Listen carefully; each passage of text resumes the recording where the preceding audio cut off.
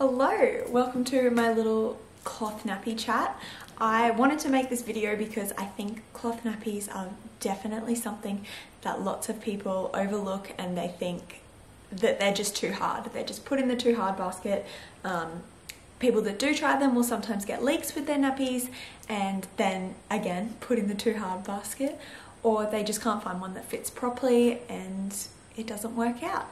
So I wanted to share all the knowledge that I have on cloth nappies and hopefully help anyone out that's been considering them. They do make such a huge impact on reducing waste into our environment. They're also a lot better for baby skin. Layla suffers from eczema, and I know that making the switch to cloth nappies made a huge difference on her nappy rashes. So yeah, you just have to get it right, and I just wanted to help with that. So I'm going to show you everything that I know. I wanted to start off with is many people's thoughts on the prices of cloth nappies, thinking that they are too expensive. Now, cloth nappies are definitely more of an investment than a disposable. Disposables work out at about 50 cents each, whereas a cloth nappy you can pay anywhere from like $5 for just a nappy shell up into like $36 for a nappy. So it really depends on your personal preferences and what you choose. The nappies that we chose are all very cost effective. Alva Baby is one of the brands that we use, and they're about $5 a shell, which is the cheapest you can get. You then obviously do need to get inserts for them, and with inserts they end up being about $14 per nappy. Another brand that we use is My Little Gum Nut. I have a couple of them. I do like them, but they have not stood the test of time. They've worn out a lot quicker than my Alva Baby nappies, so I still use them, but I wouldn't be purchasing a whole stash worth of them. And the third main cloth nappy brand that we've been using is Nora's Treasures. I have promoted them on my Instagram a few times. They are similar to an Alva Baby nappy, but I do find them a little bit higher quality. So yeah, we really like them as well. If I was to buy a whole stash, I would be buying it in that brand. The other brand that I have two of, but I don't use that commonly, are the Bear and Boho brand. They're a little bit of a different nappy, and I'm gonna jump into that right now and show you why. Okay, so starting on just shells, there's a couple of main sorts of shells that you can get with a cloth nappy. This is our preferenced sort of cloth nappy, and it is called a pocket nappy. So it just looks like this, and it has this pocket at the back that you put the inserts into. That way this bit is just against baby's bum, and the stuffing, which is everything that absorbs the wee or soiled nappy, is inside the thing. So that's that type. The second type was the Bear and Boho, and this is a like clip-on nappy. So it's like this. It's like a waterproof sort of material on the inside there, and they come with inserts like this. So to be able to use them, they have little buttons and they clip on to the buttons on the nappy. So just like that, they can clip on. These also have double gussets, whereas the pocket nappies usually don't have the double gussets on them. They just have a single one. I honestly prefer the single one. I found Layla always got marks on her legs and stuff from these ones just being too tight and being ill-fitted on her. But obviously every baby's different, and it depends on the size of your child to whether they fit or not. The other main type of nappy that you'll find is an all-in-one, and I actually don't have any of them, but they are one that has the pocket on the outside and on the inside sewn into the nappy.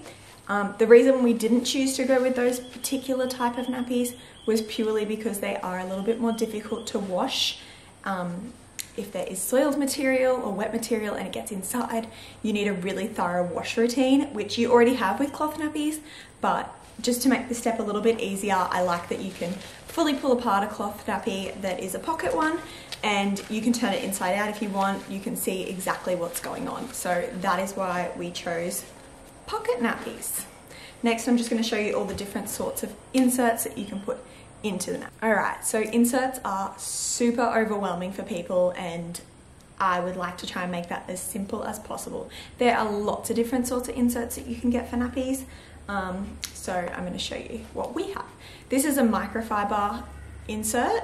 Usually microfiber cannot be used directly against baby's skin. So if you are using a microfiber, you want it to be inside of a pocket nappy. Otherwise it will need to be underneath something if you're using a nappy where the inserts go right onto baby's bum. This will give them rashes because it draws away every ounce of moisture that it can to keep your baby as dry as possible. So these do go on the top, but you want to have something above it, such as a pocket nappy. It obviously has the layer on top so that it's not directly against your baby's skin. This is a charcoal bamboo insert. These ones are also really good as like a booster. They help to obviously boost your nappies if you don't have enough absorbency in already. When you first start off with cloth nappies and your baby is younger, it's okay to just use one of these because they're not really getting enough wee out to cause leaks. The one thing with microfiber and using microfiber alone is you will get compression leaks if they do have a really wet nappy all at once. Obviously if they fall on their bum, think of it like a sponge, it's going to come out. So that is microfiber and bamboo insert. Okay, these ones are cotton blend. So this is a 5-layer Nora's Treasures one and a 3-layer Alva Baby cotton blend one. So when I stuff a nappy, I will usually use it with a microfiber and a cotton blend, just like that. Layla is 18 months and those two alone will usually keep her for about 2 hours without any leaks or any problems. Obviously I do sometimes use the booster as well and just do those two, and they are perfect. You won't have any problems with that at all. I put the booster on top and the cotton blend underneath, so just like that into the nappy. The other type of insert is called a pre-fold. So it looks like this. You can obviously see it has the lines in it to where you can fold it. These can be folded however you like to fit your particular child. You'll obviously know that girls and boys have their bits in different spots slightly, so they can wet up higher in the nappy or down lower in the nappy to where they need the most absorbency. So I fold this just in 3s like that, and that will also be fine in Layla's nappy with just that solely. This will get wet quicker though. If compared to having this in her nappy and this, I would be way more trusting of this than I would of this, if that makes sense. But these can be folded in literally 101 different ways. They can be in half, in half again, you can move them around however you like to fit your child the best that you can. There is also hemp inserts, which are amazing and I highly recommend. We have a couple of hemp inserts. One downside with them is they take forever to dry. So after you wash them and you hang them in the line, I think in like direct heat, or not like direct sunlight, but in like hot on the line, they will still take about 2.5 days to dry for me, and who has time for that? So I prefer to use those sorts of inserts so that I'm not forever waiting on the inserts to dry. Okay, so this is a cloth nappy all ready to go. So this is how I get them ready after I've washed them. So I will sit down and stuff the nappies, which means they have all their liners inside the pocket. Then I put one of these, which is just a liner that goes on top of the nappy like that. So this goes against Layla's skin, so if she does have a soiled nappy, most of the contents of it will be on this liner here, and that can come out. I will usually try and get as much material off that into the toilet as possible, and then this can go in the bin. Most liners do say that they are flushable, but I wouldn't suggest doing it because I don't think anything should be flushed down the toilet apart from toilet paper. So I wouldn't be testing it, but yeah, these are compostable and they break down. So if you can put them in the bin, and that's okay. And then obviously sometimes you will get some soiled material still on the nappy, especially in the grooves here, just because it's off the edge of the liner. And that is where I have a rubber brush that comes in handy to chuck it under the tap, use the rubber brush to get the rest of the chunks off, and then anything that's just like colored difference, that comes off in your pre-wash and your main wash. Well, it comes off in your pre-wash and then you do a main wash to make sure they're all sparkling clean. So I've had this for like maybe 2 months, and you can see it looks as good as the day I got it. All comes down to a good wash routine. One of the last things that I wanted to talk about quickly here was just the fit of a nappy. So people really don't believe you when you say that a cloth nappy can fit from newborn to toilet training, because it's only one nappy. But as you can see here, these are the same size, and you can see how much smaller this one looks compared to this one, just based on the rise snaps. So if I undo this here, you can see that there's all these snaps on a nappy, and I have moved these snaps up to the smallest setting.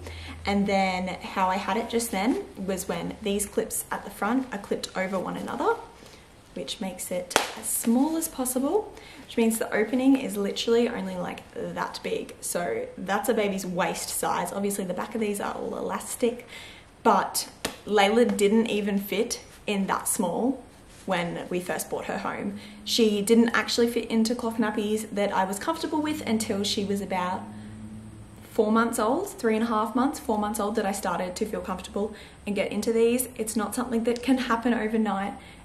It's all a learning process, so that's why I hoped this video would help a little bit. But yeah, that's just a little bit on the rise snaps. This is the setting that Layla now has them on, so it is one of the biggest settings, and she's 18 months old. I honestly do think that she is beginning to get ready for toilet training, so I don't think we will be in nappies for too much longer. But yeah, as you can see, all of the snaps are open on this one, so it is at the max length it can go, and the clips still have room to come out a lot more. So obviously that is a waist size now of an 18-month-old, and there is so many snaps to still go to make it bigger if I wished. So yeah, as you can see, they are very versatile with size differences and making them fit your baby. Obviously, there's no stock standard size of baby for 6 months or 18 months or whatever it may be. Each baby is different. So I really like that these are so customizable to make to your particular child's size. Okay, the last little thing that I wanted to touch on here before I show you my wash routine is a few essentials that you will need that also go alongside with the cloth nappies. So wet bags. Wet bags are absolutely incredible for when you're out and about, your child's in daycare. If you don't have a sink or something to wash out your nappy on the spot, a wet bag is amazing. I personally love the ones that have 2 zips, so there's 2 different sections. Because I can put soiled nappy into one, and I know that it's not going to get all the soiled matter onto just a wet nappy. So I would send these to daycare with Layla. Also, if I go over somebody's house and I change her nappy, I can just chuck it in this. However, I would like everybody to know that these are not to be used as a dry pail, and I'm going to show you what a dry pail is now. So this is a dry pail. I am obviously going to show you my washing routine as well, which you will see this, but this is my main wash basket. When you're choosing a dry pail, I suggest that you choose a very, very open aired basket. You don't want anything that is going to contain smell or be a breeding ground for mold. Obviously, something that's wet and in a hot area can build up ammonia into the nappy, which will give you a scent. So you want a basket that is as open and as airy as possible, like so. This one was just from Kmart. I think it was like $15 or something, and it's my main wash one, so it's my bigger one, and then I also have a smaller one as well. Didn't want to use a plastic one, so this is just a wire one.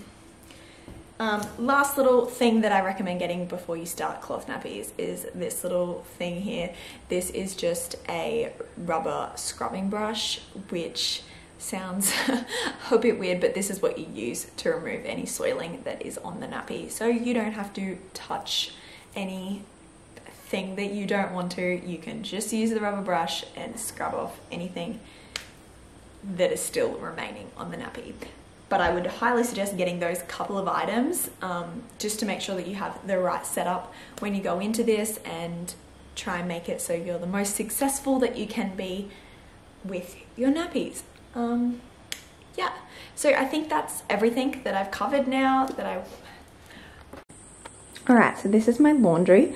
I have these two baskets here, which are my Nappy Baskets.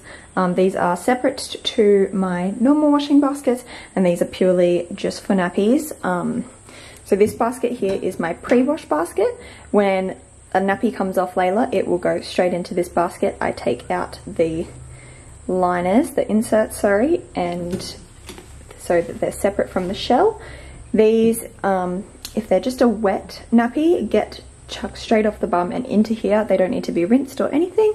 And if it is a soiled nappy, I will use this brush over here to remove any of the soiling that's on the nappy and then chuck it into here.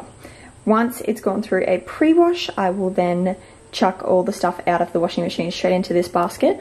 I do chuck in a few small items like Layla's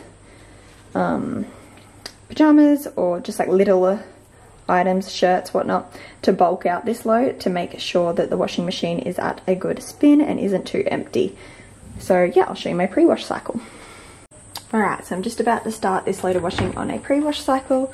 This is all that's in there at the minute, so there's actually not that much because I'm just about to chuck my main wash on. So I'll wash this before I add it in with my mains.